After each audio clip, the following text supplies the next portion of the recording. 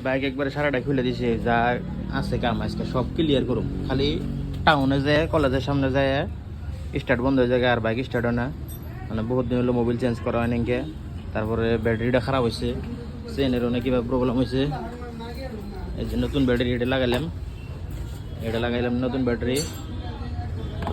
তারপরে যে এনে এটি বাজার করে নিয়ে এলাম, মোবিল নিয়ে এলাম। এটা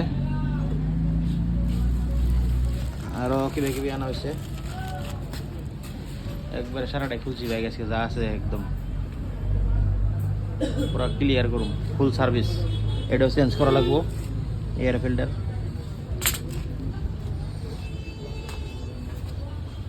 মানে বাইকটা বহুত ডিস্টার্ব দিতেছে আজকে, প্রায় এক সপ্তাহ হলো খালি স্টার্ট বন্ধ হয়ে জায়গা।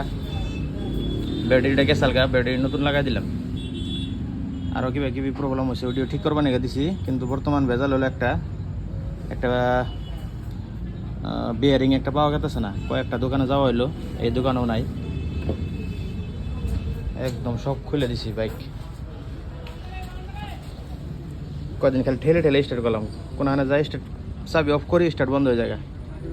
লগ লগ ঠেলি দেখি টোটাল কত টাকা যায়। বর্তমান 2300 টাকার বস্তু কিনা হইলো, আরও যাইব।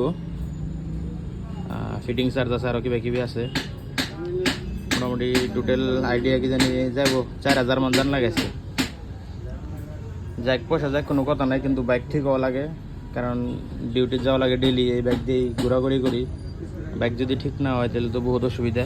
এই একদম সব খোলা হয়েছে, একদম সব খুলে দিছি একদম যা আছে।